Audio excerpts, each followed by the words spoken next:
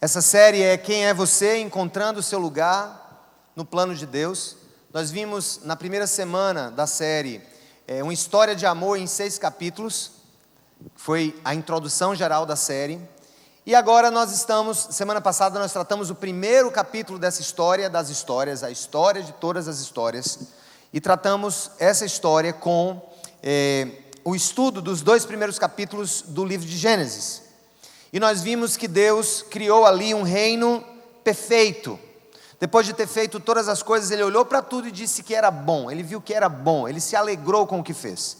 Ele se alegrou com o resultado da sua obra. Ele não teve tristeza com o resultado da sua obra. Ele antes se alegrou profundamente com o resultado da sua obra. E nós vemos que esse reino perfeito, harmônico, cheio de paz, cheio de shalom. E falei para vocês, a gente usa muito a expressão shalom. Os judeus sempre se cumprimentam assim, shalom. Shalom significa paz. E nós costumamos dizer na igreja, shalom Adonai. Nós não dizemos em hebraico, nós dizemos em português, a paz do Senhor, não é assim que a gente diz? Shalom Adonai. Só que shalom é muito mais que paz no sentido de inexistência de guerra, ou muito mais do que você dizer, sinta paz, esteja com a paz de Cristo. Shalom, que nós traduzimos por paz, significa muito mais que paz, é plenitude de frutificação e harmonia. A shalom de Deus, que Ele implantou na criação original, significa que Deus fez tudo de uma maneira plena, que não precisava de correções, que tinha em si mesmo a capacidade de frutificar e de ser pleno, de ser totalmente pleno. Então nós temos aqui, nesse relato das Escrituras, no capítulo 3, nós vamos ter algo que acontece nesse reino perfeito, que foi a mensagem da semana passada, que é um ato de rebelião. Repita comigo, rebelião. Mais uma vez, rebelião. Rebelião no reino de Deus. É o tema de hoje. E nós vamos tentar entender e tentar responder algumas coisas, como por exemplo, que certamente você já se parou para perguntar, meu Deus, como é que acontece isso? Como é que pessoas atropelam outras, como aconteceu em Barcelona, como aconteceu em Londres? Como é que homens usam bombas na sua cintura para se explodir e matar? Como é que alguém vai para a cabine de um Boeing, sabendo que vai ali colidir com uma torre, um edifício em plena Manhattan, e sabe que em Manhattan ele vai ali destruir várias vidas, as que estão no avião e as que estão naquele prédio? Por que sofremos? É uma outra pergunta. Por que choramos? Por que padecemos? Por que sentimos falta quando perdemos um ente querido? Por que temos medo de morrer? Por que nós temos ansiedades? Por que o mundo é injusto? Por que há tantas diferenças? Por que há tanto sofrimento? Por que há tanta dor? Todo ser humano faz esse tipo de pergunta. E nós precisamos entender, como eu tenho dito nas últimas mensagens, só há 2 maneiras de você compreender a história das histórias. Não tem uma letra C. A letra A é a ideia de uma história, é a ideia de uma realidade, é a ideia de uma humanidade que é fruto de um acaso, que é fruto de um acaso evolucionista, que é fruto de um acaso, de uma explosão que não teve um detonador, de uma simples explosão que gera todo o cosmos, e nós estaríamos aqui como fruto desse acaso. Essa é a primeira resposta. Por mais que você ame a Jesus, por mais que você não ame a Jesus, você tem que chegar a esse tipo de conclusão. Não há uma letra C para nós entendermos. E a letra A é essa: o mundo não tem sentido, a criação não tem sentido, a vida não tem sentido, porque nós somos fruto de algo que não foi planejado, e se o início não foi planejado, tampouco será o fim. A letra B, gente, é a ideia de que há um Criador, um Deus perfeito, amoroso, que nos ama, que nos quer bem, que criou uma humanidade, criou todo um cosmo cheio de paz, repleto de shalom, repleto de plenitude, de potencialidades infinitas. E nós sabemos aqui que houve, nesse capítulo que nós vamos ler agora, que é o capítulo base da mensagem de hoje, rebelião no reino de Deus, que nos dá uma explicação para o problema do mal, que nos dá uma explicação para o problema da dor, que nos dá uma explicação para o problema das quebras relacionais, da gente com Deus, de nós com nós mesmos, de nós com os outros e de nós todos com a criação perfeita que Deus fez. O capítulo 3 de Gênesis é a maior catástrofe que a humanidade poderia sofrer. Pior do que todos os tsunamis, pior do que todos os maremotos, pior do que todas as colisões de asteroides no cosmos inteiro, pior do que qualquer catástrofe, pior do que qualquer fome. O que acontece aqui, gente, é trágico, porque atenta contra a santidade de Deus, atenta contra a bondade do Criador, atenta contra a perfeição da sua criação. O que nós vamos ver aqui é exatamente isso. Um homem criado livre e perfeito tem a opção de escolher o mal, e escolhendo o mal, ele abandona o bem, e ao abandonar o bem, ele abandona a Deus e a sua perfeita obra criada. É o que nós vamos ver agora no capítulo 3. Leiam comigo, por favor. Ora, a serpente era o mais astuto de todos os animais selvagens que o Senhor Deus tinha feito. E ela perguntou à mulher: foi isso mesmo que Deus disse? Não comam de nenhum fruto das árvores do jardim. Respondeu a mulher à serpente: podemos comer do fruto das árvores do jardim. Mas Deus disse: não comam do fruto da árvore que está no meio do jardim, nem toquem nele, do contrário vocês morrerão. Disse a serpente à mulher: certamente não morrerão. Deus sabe, no dia em que dele comerem, seus olhos se abrirão e vocês, como Deus, serão conhecedores do bem e do mal. Quando a mulher viu que a árvore parecia agradável ao paladar, que era atraente aos olhos, e além disso, desejável para dela se obter discernimento, tomou do seu fruto, comeu e o deu a seu marido, que comeu também. Os olhos dos dois se abriram e perceberam que estavam nus, então juntaram folhas de figueira para cobrir-se.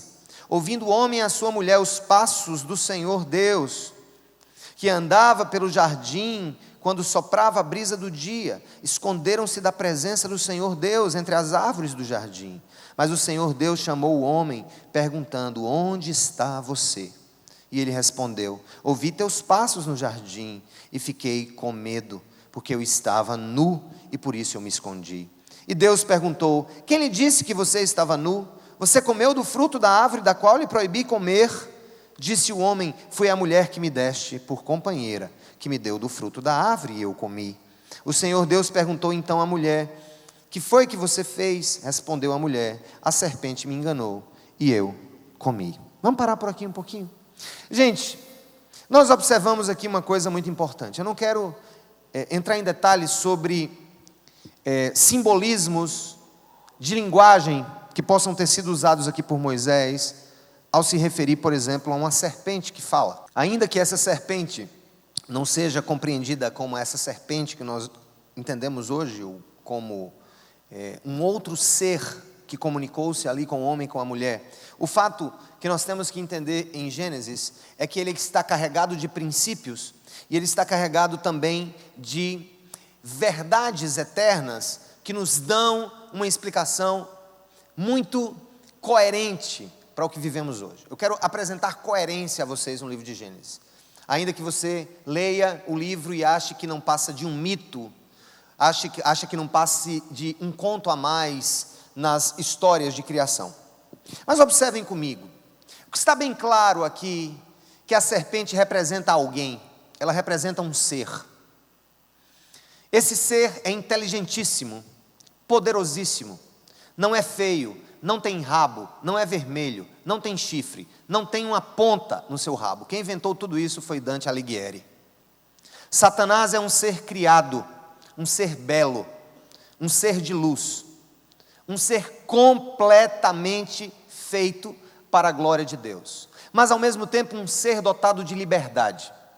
Liberdade não é apenas a capacidade de escolher o que se quer. A plena liberdade é a capacidade de posicionar-se diante das opções da vida e escolher deliberadamente aquilo que se quer escolher.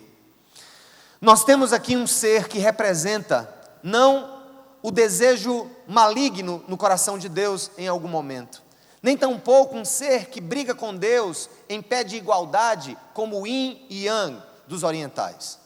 Satanás não é a representação de um mal que está em equilíbrio com o bem, naquela figurinha conhecida que é preto e branco com vocês. Satanás não é um ser que põe medo em Deus, não é um ser que empareda a Deus na história. Satanás é um ser criado. Deus cria todas as coisas e Ele cria seres angelicais, um exército de anjos, para o seu louvor, para a sua glória. E aqui nós temos, em outras fases da Bíblia, em outros relatos esporádicos na Escritura, como pode ter se processado essa queda inicial no reino dos céus. E esse ser inteligente, belo, muito mais inteligente do que nós, muito mais capaz, muito mais sagaz do que qualquer ser humano, ele revolta-se contra Deus, e ao revoltar-se contra Deus, ele é precipitado da presença de Deus, e ao ser precipitado da presença de Deus, Satanás está aqui, e o seu objetivo pleno é destruir a obra de Deus. Ele sabe que não consegue destruir a Deus, porque não é o seu arqui-inimigo capaz de emparedá-lo em um ringue cósmico. Mas ele sabe que mesmo não podendo destruir a Deus, ele pode destruir a sua criação. Ele pode coisificar o ser humano. Ele pode nos reduzir a nada. Ele pode nos fazer escravos de nós mesmos. Ele é capaz de nos tentar a ponto de nós desejarmos inclusive a morte. Ele é capaz de nos mostrar um mundo sem cor. Ele é capaz de nos mostrar um mundo sem que Deus seja o centro. O que nós temos aqui, a despeito dos seus pensamentos, se literais ou simbólicos, a respeito dessa serpente. Nós temos que essa serpente, na definição do próprio livro de Apocalipse, o último livro, a serpente ou a antiga serpente, que lá em Apocalipse, no último livro da Bíblia, é chamado de Satanás, do inimigo de Deus. É chamado de Lúcifer, em algumas passagens das Escrituras. Então nós vamos entender uma coisa. Nós temos aqui um processo de tentação.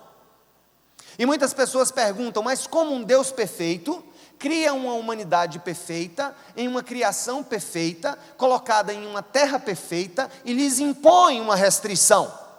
É uma pergunta interessante. Por que Deus imporia uma restrição? Porque Deus diria para você, eu quero apenas um argumento simples de que vocês entendam, é como se Deus colocasse você em uma grande área territorial, bela, digamos assim, imagine uma linda ilha do Caribe, uma linda ilha, se Ele colocasse nessa ilha com mar, com animais, com peixes, com diversidade de flora, com frutos, sabe, os mais diversos que você pudesse colher, e Ele dissesse apenas isso para você: todas as coisas estão sob o seu domínio, todas as coisas estão para que você cuide, agora, eu não permito que você toque a árvore que está no meio da ilha. Isso parece tolo, mas olha o que está por trás dessa limitação de escolhas. Na realidade não é uma limitação de escolhas. Deus não limitou a escolha do ser humano criado à sua imagem e semelhança, mas Ele estabeleceu o bem e o mal. E Ele disse: o bem é tudo isso. O bem é toda essa possibilidade que você tem. E aí o ser humano sai no meio daquela ilha linda, aquela gigante ilha cheia de possibilidades, e ele vai exatamente no centro daquela ilha, no centro daquele jardim de possibilidades, e ali ele escolhe desobedecer ao Criador. Preste atenção no que eu estou dizendo. Se Deus não tivesse colocado a opção do homem escolher o bem ou deixar de escolher o bem, Deus teria criado robôs. Deus teria criado robôs. E aí as pessoas questionam como um Deus bom poderia permitir o mal ser realizado pelo homem no centro do jardim de 1001 possibilidades. E eu lhe respondo, é muito simples. Se o homem criado à imagem e semelhança de Deus não tivesse a liberdade de escolher, ele não era homem.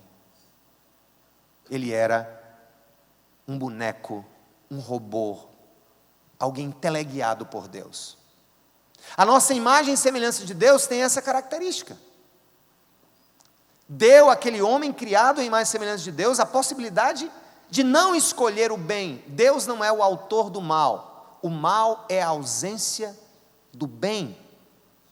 Ah, Deus criou o mal. Deus não criou o mal. Deus criou a possibilidade de não se escolher o bem. A escuridão não existe por ela mesma.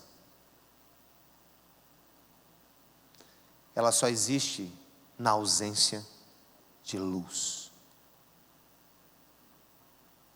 Isso é tão óbvio que você pode estar em qualquer quadro de profunda escuridão, no seu quarto. Basta uma centelha da luzinha do seu celular para tornar as trevas dissipadas por uma pequena luz. O mal não é um ente em si mesmo. O mal é a ausência do bem que Deus separou para que nós vivêssemos nele. Então nós temos aqui esse relato, mas eu quero lhes dizer uma coisa, a primeira conclusão que tiramos desse texto, repita comigo: Satanás não pode e nunca poderá pecar no lugar do homem, nem fazer o homem pecar. Na realidade, ele não fez com que o homem e a mulher pecassem. Ele não comeu no lugar deles. Ele não forçou que eles fizessem. Ele não empurrou o fruto em suas bocas. Mas ele apontou o caminho do não bem. Ele apontou o caminho da desobediência. Ele apontou o caminho do desprezo da ordem divinal. Então entendam, não venha com essa. Eu estava naquela festa, tomei umas e outras, pai, fiquei com aquela menina, o diabo é ruim. Não, você é mau. Você é mau, eu sou mau. O diabo não peca no lugar de ninguém. Ele aponta o caminho. Ele convida ao caminho. E ele vai continuar fazendo isso na nossa vida sempre. Mas ele nunca fará nada em nosso lugar. Qual é uma outra consequência dessa realidade? Quando você olha para a tentação, então ele pode tentar, ele não pode te fazer pecar, mas ele pode te tentar a pecar. E o que nós vemos aqui na tentação, gente, tem duas características que são impressionantes. A primeira delas, repita, toda tentação é uma distorção da palavra de Deus. A primeira coisa que a serpente fez, que Satanás fez para convencer a mulher, foi dar outro sentido ao preceito. Deus diz: de todas as árvores vocês comam, aproveitem, dominem, cuidem, usufruam, vivam plenamente, vivam na shalom, apenas essa vocês não comerão. E ali estava a prova da perfeita possibilidade do homem exercer liberdade. Mas aí nós temos uma coisa, gente, aqui, que é muito interessante. Quando a serpente chega para tentar a mulher, ela diz: é verdade que Deus disse que você não comesse de nenhum fruto do jardim?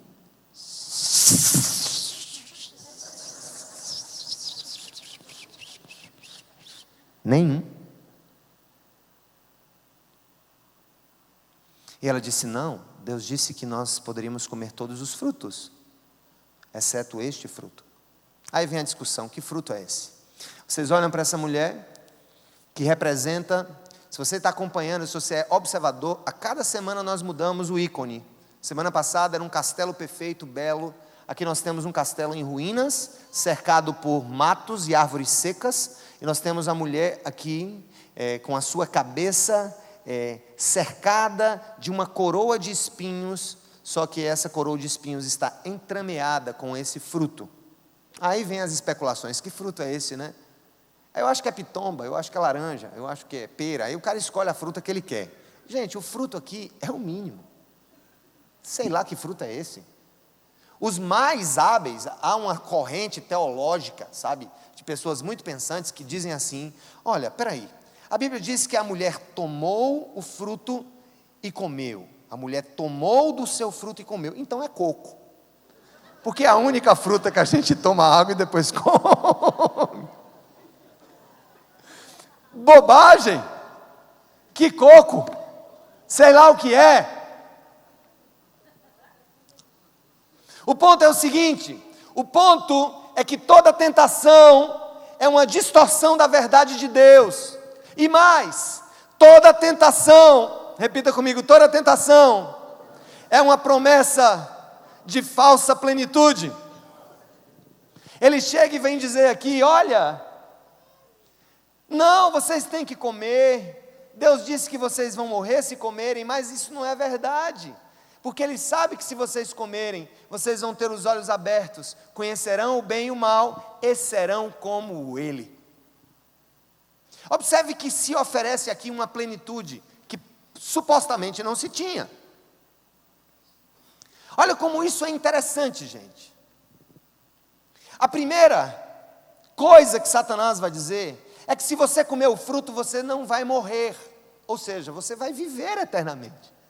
O que ele ofereceu foi exatamente o que Deus deu ao homem, a eternidade.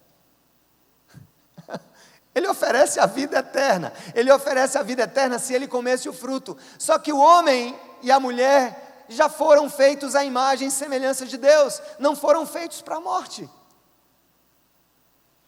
Segunda prova de que toda tentação é uma oferta de falsa plenitude. Ele vai chegar e vai dizer assim para eles. Ele vai dizer assim. Ele vai chegar e vai dizer: vocês vão ser como Deus. Aí eu olho para trás no capítulo 1 do livro de Gênesis, quando Deus diz: façamos o homem à nossa imagem e à nossa semelhança. Ora, Deus já tinha impresso na humanidade o selo da divindade, já tinha tornado o ser humano parecido com Deus, a imagem de Deus, a representação de Deus. E o que Satanás oferece é uma plenitude de algo que eles já tinham. Eu vou dar um exemplo que vai facilitar a sua vida. Imagine aquela pessoa que está desempregada. E aquela pessoa está desempregada, e ela ora a Deus: Senhor, eu queria tanto emprego com um salário mínimo na carteira.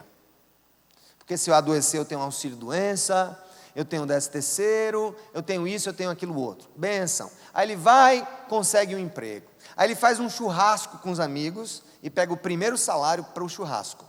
É uma bênção, ele continua trabalhando, aí ele começa a olhar a vida com outros olhos, ele começa a ter novas necessidades e novas prioridades, e ele diz: ô Senhor, obrigado por esse emprego, mas eu seria pleno mesmo se eu ganhasse 3 salários mínimos. Aí ele trabalha e ele consegue 3 salários mínimos e ele ganha um cartão de crédito. Tá? O banco já liga para ele: olha, eu soube que você tem uma renda. Vocês já ouviram a ligação desse tipo? A gente tem um crédito especial para pessoas especiais como você.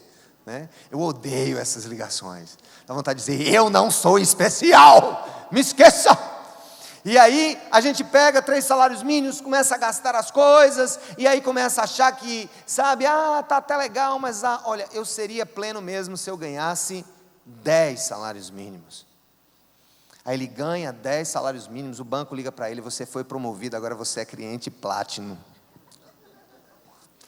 A cor do seu cartão vai mudar, aí você ganha 10 salários mínimos, gasta 15 salários mínimos, pede 5 salários mínimos de empréstimo ao banco para pagar em 10 vezes, e ao final de 10 vezes, você paga, na realidade, mais 5. Ou há outros que dizem: não, o juro do cartão de crédito é bom demais, é só 10% ao mês, então eu consigo pagar. Escuta, eu quero dizer uma coisa para você. O problema da gente é que nós queremos encontrar plenitude fora do ser de Deus. Quem não encontra plenitude no próprio Deus, não vai encontrar plenitude em coisa alguma, porque tudo passará, tudo será pouco, e eu vos dou uma prova. O que estamos vendo na Lava Jato, gente, dessas grandes empresas, de grandes gatunos, há pessoas envolvidas em grandes problemas de corrupção no Brasil e no mundo, que são bilionários, que se resolvessem gastar todo o dinheiro com tudo o que quisessem, comprando aviões e ilhas, não conseguiriam gastar nos anos de vida que ainda restam, mas não se satisfazem, porque eis a tese do Éden: quem não se satisfizer em Deus, viverá de falsas promessas de plenitude.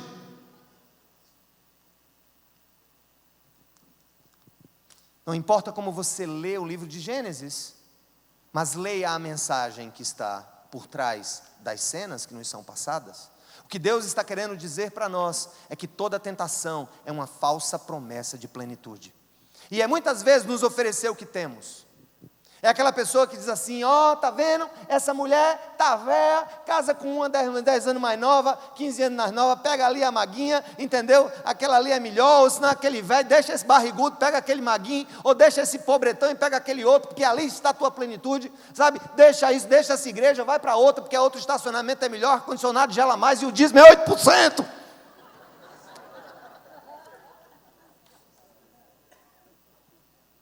Vai, abandona as coisas, procura algo. É uma sede que não passa. Porque a água que os homens têm para dar e a água que a vida tem para dar nos volta a dar sede. Jesus disse isso a uma mulher, a uma adúltera no poço lá em Samaria. Ele disse à mulher, aquele que beber dessa água aqui voltará a ter sede, mas aquele que beber da água que eu tenho para dar jamais terá sede, porque de dentro de si fluirão rios de águas vivas. Louvado seja o nome do Senhor. Nós estamos diante então aqui, gente, de algo que é muito importante para a análise do que é tentação e do que é pecado. E aí eu vou mais longe, pecado é desejo de autonomia, repita comigo, pecado é desejo de autonomia. Ora, Deus deu ao ser humano a sua imagem e semelhança, e deu para ele o preceito já estava dado, o bem e a escolha do mal. Ou a ausência do bem, o bem e a ausência do bem.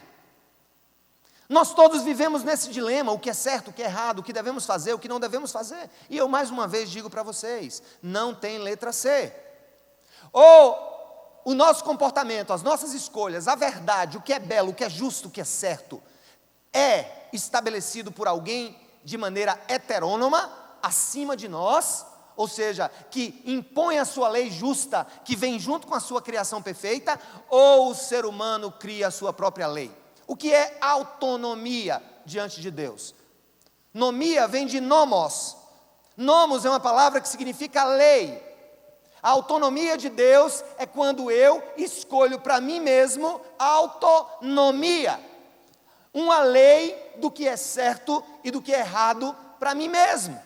E eu vou dizer uma coisa para vocês, o direito do qual eu sou operador, o direito tem exatamente a sua maneira, seguindo os costumes, seguindo a tradição, seguindo a evolução do pensamento, ou seguindo a evolução dos costumes na terra, ele estabelece preceitos imperativos atributivos, ele estabelece o que é certo, e eu falava sobre isso lá atrás. Que história é essa de falar de direitos humanos? Ora, se cada nação, se cada povo pode se autodeterminar e escolher o seu próprio nomos, a sua própria lei, e vocês sabem, inclusive, que há uma defesa, por exemplo, do infanticídio que acontece nas tribos indígenas do Brasil. Há movimentos para que os índios tenham o direito de matar os seus filhos deficientes. Porque na realidade eles estão tendo autonomia dos brancos, entre aspas, dos opressores brancos, para escolher o que é certo ou errado. E para eles é certo matar uma criança que nasce deficiente.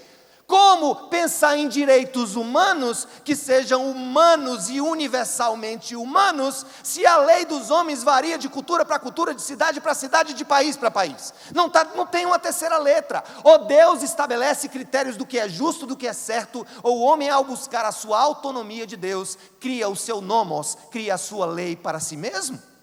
Pecado é isso. Pecado é quando eu resolvo estabelecer o que é certo na minha vida e correr em direção àquilo que eu acho que é certo. E aí eu vou dizer, não, o certo para mim é o seguinte, o homem tem que tomar cachaça, fumar maconha, entendeu? Cheirar crack, bater na mulher e comer gente, pronto. É isso que é ser homem, pô. Então o cara estabelece e ele vai lá. E ele vai viver essa vida. A mulher vai dizer, não, isso é besteira, eu quero ser independente, mulher tem que ser independente de qualquer coisa, eu sou dona do meu corpo, eu sou dona do meu útero, eu sou dona dos meus óvulos, eu sou dono do que tem dentro da minha barriga, então eu posso definir se eu vou deixar nascer ou morrer aquele que está dentro de mim. E não importa se foi estupro ou não, eu quero ter liberdade para decidir o que acontece dentro da minha vida, porque eu sou autônoma, eu tenho o meu próprio nomos. Eu tenho a minha própria regra. Escute, aqui eu coloco homens e mulheres debaixo da mesma ideia louca de autonomia de Deus, que nos leva à destruição, que nos leva, gente, à destruição pessoal, relacional, que vai tornando essa sociedade cada vez mais louca, imprevisível. Daqui a pouco vai ter gente casando com jumento. E não ache graça não, porque já há estudos filosóficos do direito de um homem se casar com um animal, com a égua.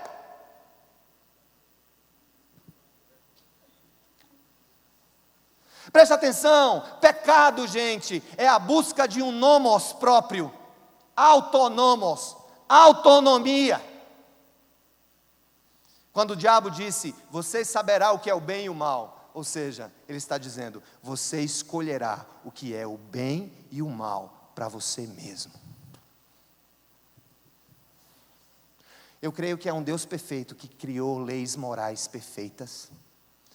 Isso está esculpido no Novo Testamento, quando a palavra de Deus nos diz, os céus e a terra passarão, mas as minhas palavras permanecerão para sempre.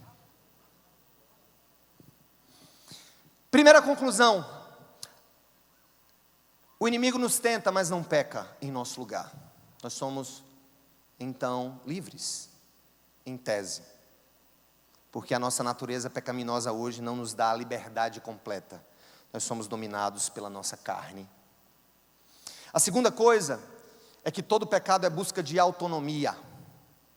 Terceiro, o pecado destrói tudo. Repita comigo.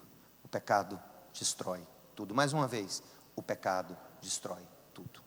E aí eu comecei a falar com vocês sobre por que sofremos, por que a dor humana, por que a dor da perda. E eu não sei se eu falei isso para vocês. Eu não sei se eu falei, por exemplo, eu fico pensando, eu não vou dizer que tenho pena nem dó, isso não é sentimento para ninguém, mas eu fico pensando, meu Deus, quem vê a vida como casual, eu fico pensando, como não deve ficar o coração de um ateu, por exemplo, que perca o seu filho. Acabou, para ele acabou.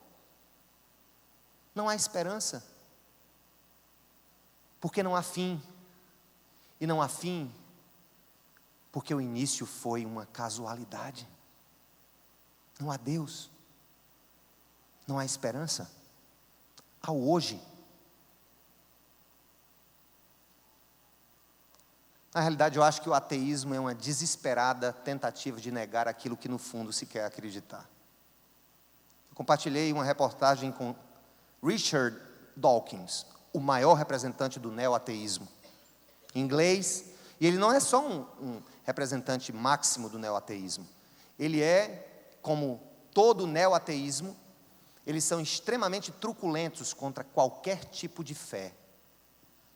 Eles são totalmente truculentos contra qualquer ideia de Deus.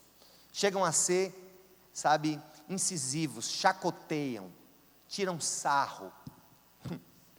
E num debate entre Dawkins e um vigário anglicano na Inglaterra, o vigário começou a colocar Dawkins no muro, a questão do pecado, na questão, ele falando do cristão, e ele veio dizer assim para Dawkins, você disse que fez uma pesquisa e que o mundo diz que é cristão, mas não é, e muito pouca gente é cristã porque não conhece a Bíblia toda, ou porque não sabe o nome de todos os livros da Bíblia. Como é que você está dizendo isso? Você então agora está querendo classificar quem é cristão ou não por aquilo que ele conhece ou por aquilo que ele sabe. Nós entendemos cristianismo como toque de graça de Deus sobre nós. Como é que você quer classificar? Diz, não me leve a mal, porque não sei o que, começou a entrar na discussão. Ele disse, tudo bem, Dawkins, então você quer dizer que o cristianismo é definido agora, se a pessoa que você escolhe agora, você define se alguém é ou não cristão a partir dos pressupostos que você estabelece de ser ou não cristão. Então deixa eu fazer uma pergunta para você, Richard Dawkins. Você que é a maior esperança do neo-ateísmo, você que é a maior esperança do darwinismo, me diga, qual é o subtítulo do livro de Charles Darwin, A Origem das Espécies? Você sabe qual é o subtítulo desse livro? O livro mais importante para o ateísmo? Yes, I know. So go ahead. Diga, repita. Diga, Dawkins. Da origem das espécies. Da origem das espécies. Da origem das espécies. Oh, God.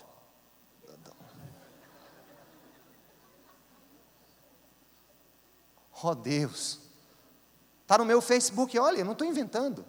o maior representante do ateísmo, na hora da agonia, ele chama por Deus. Como diz o filósofo Ravi Zacarias, cristão, ele diz: enquanto houver prova de matemática, vai haver oração nas escolas.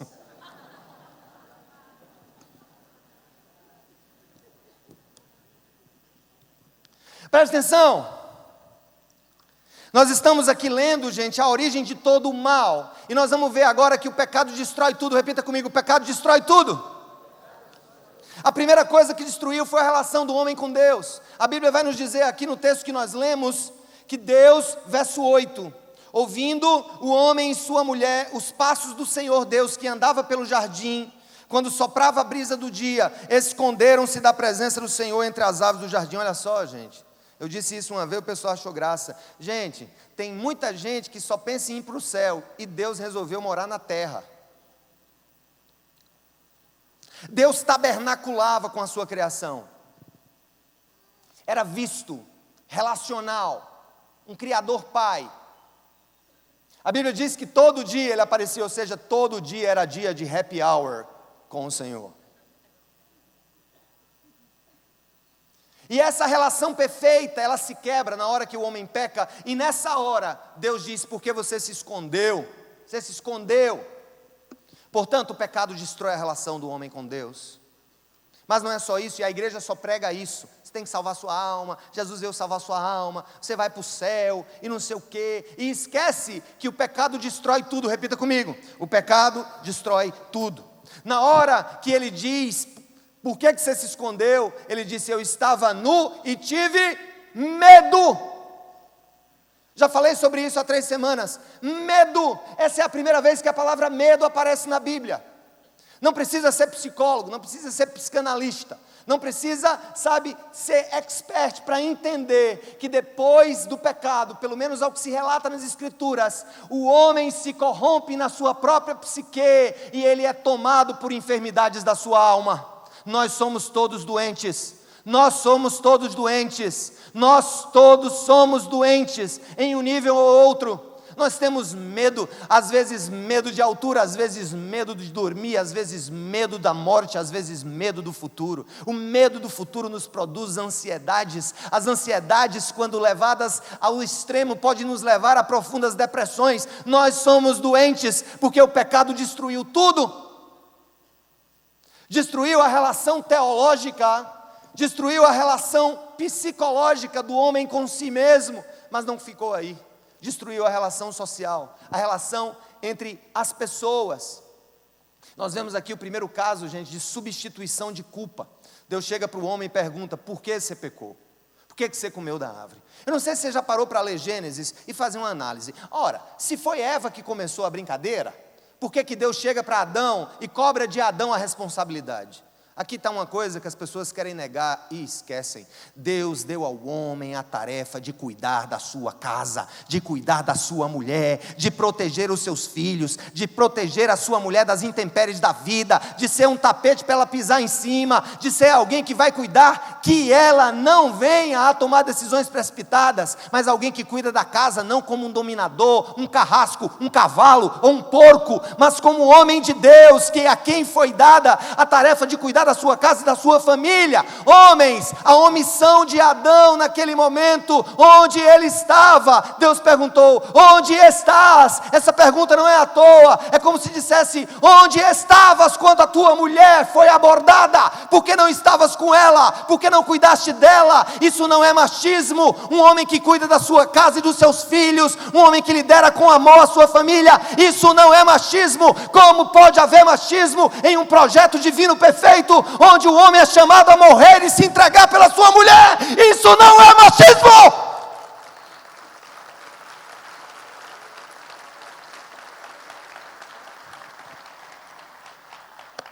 Machismo é o que aconteceu depois, por causa do pecado. Machismo é a opressão que começa a se impor do homem sobre a mulher. Isso é relatado logo depois da queda. Isso é relatado na fundação da primeira cidade por Caim, que começou a ter várias mulheres, que quebrou o vínculo monogâmico perfeito de um casamento segundo o plano de Deus. E o que é o feminismo, pastor? Feminismo é um contragolpe contra o machismo. Compreensível à luz da reação, mas injustificável à luz da Bíblia. Duas aberrações sociais que se chamam machismo e feminismo. Me perdoem os defensores de ambos os lados. Deus nos criou para sermos um, homem e mulher, a ponto dele olhar para a mulher e dizer: essa é carne da minha carne e osso do meu osso. Repita comigo: o pecado destrói tudo. E destruiu a relação do homem com o ambiente. Destruiu a relação do homem. Você vai ler aqui comigo que o próprio ambiente foi deturpado. Por isso nós matamos crocodilos para fazer bolsa para madame e vender na Champs-Élysées em Paris.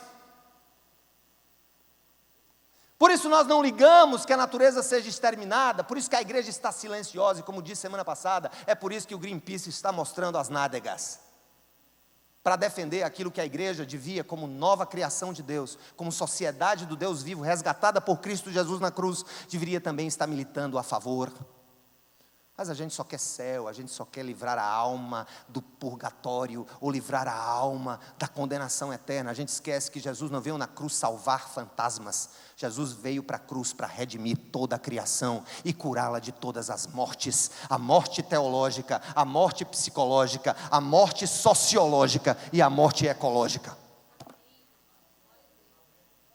É para isso que Jesus veio, amém, igreja? Vocês estão caladinhos?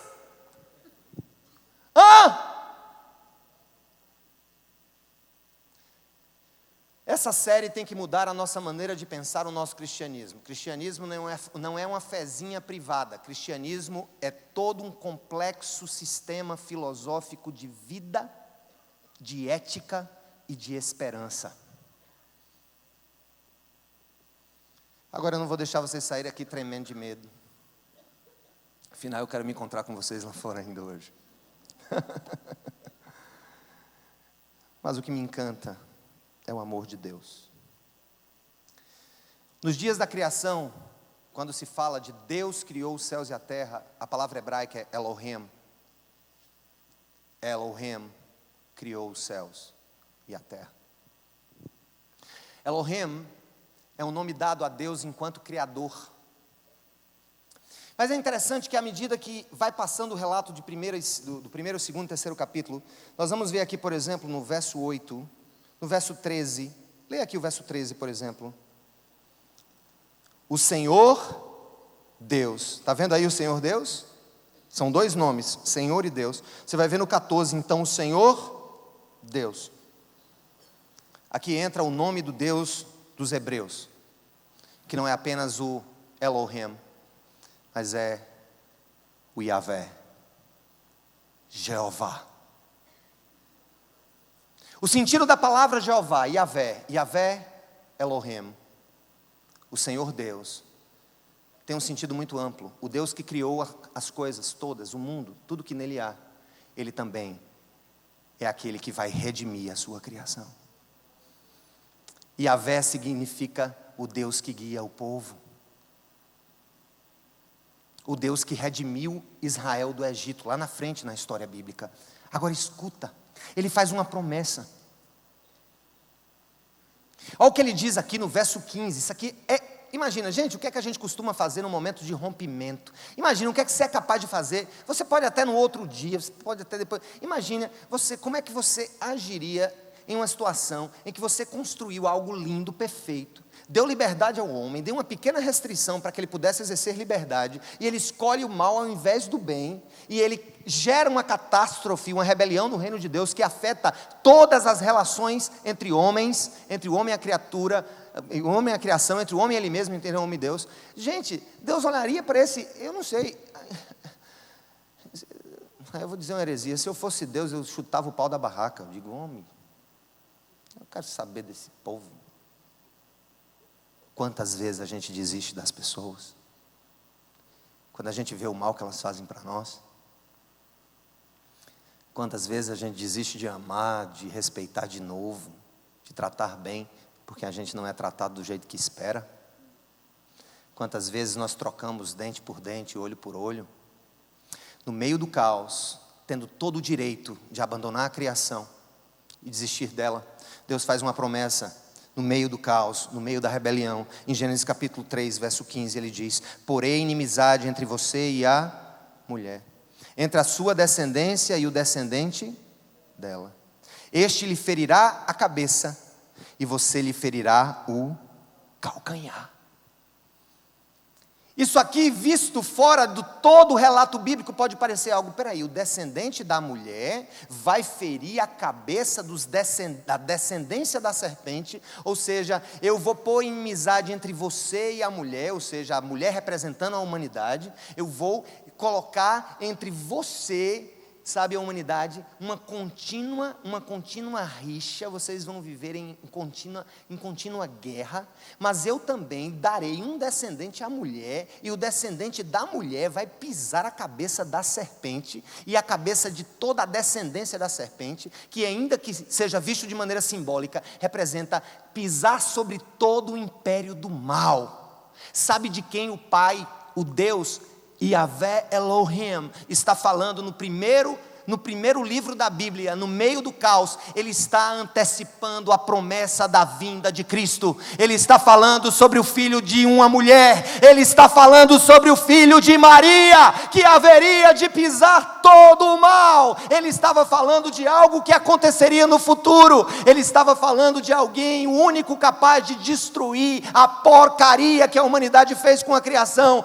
mas ele não faria isso sem sofrimento. Ele diz: ele, o mal, ferirá o teu calcanhar. E de fato o mal feriu o calcanhar. O mal feriu o calcanhar do Filho de Deus, do Filho da mulher, quando ele foi pregado na cruz. O mal feriu o calcanhar de Jesus quando ele foi cuspido, abandonado, negado, ultrajado e não respeitado pelo povo. Ele feriu o calcanhar de Jesus, mas Jesus feriu a cabeça. Na hora que Jesus ressuscita da cruz, ele dá ali ao mundo e à criação um novo futuro e uma nova esperança, porque o Filho de Deus, prometido por Deus, destruiu o mal e venceu e escarneceu do inferno na cruz. Louvado seja o nome do Senhor, louvado seja o nome do Senhor. Promessa no meio do caos, promessa no meio do caos, promessa no meio da rebelião. Eu quero dizer uma coisa para você: é por isso e outras coisas que a Bíblia nos ensina que eu te digo: Deus não desiste de você. Isso não é jargão, mas o que me encanta mesmo é o verso 21. E a gente encerra a mensagem de hoje.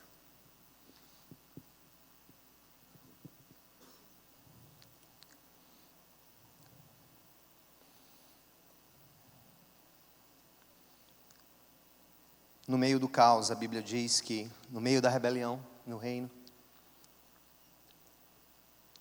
a Bíblia diz no verso 21, o Senhor Deus fez roupas de pele e com elas vestiu Adão e sua mulher. Tá, e daí? Que coisa tão insignificante no meio de uma história tão grande. Calma. Esse livro, escrito por revelação por Moisés, que escreveu também os demais 4 livros do Pentateuco, 5 primeiros livros da Bíblia. Escuta, aquela ação de Deus ali, dizendo que vestiu o homem e a mulher, tem uma importância muito maravilhosa na história toda. Eu vou explicar para você. Na cultura antiga, quando um pai queria dizer para um filho: você não é mais meu filho. Quando um pai queria dizer: eu te deserdo de tudo aquilo que eu tenho. Quando o pai queria dizer para um filho: você não tem direito a mais nada, eu te deserdo. Uma das coisas que ele fazia era tirar todas as roupas do seu filho.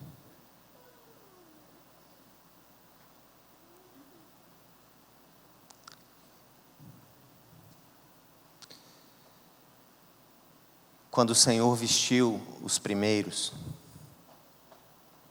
no meio da rebelião, Ele quis dizer: eu não desisto de ser vosso Pai.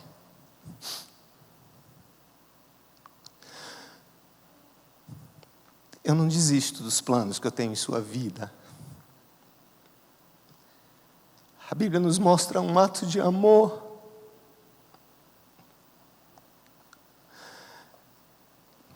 Quando tudo que Deus poderia fazer e seria justo era abandonar a sua obra. Mas Ele vestiu. Eu quero dizer uma coisa para você, não importa onde nós estejamos, nas profundidades do pecado na vida, a intenção de Deus não é nos deserdar, é nos vestir de novo, é vestir as nossas vergonhas, é se compadecer.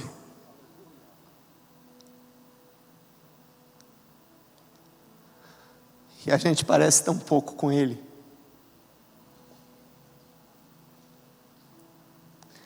A gente parece tão pouco. Quero te dizer, meu irmão amado, minha irmã amada,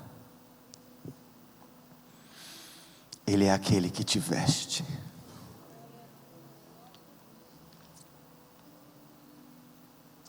Que o Senhor nos abençoe.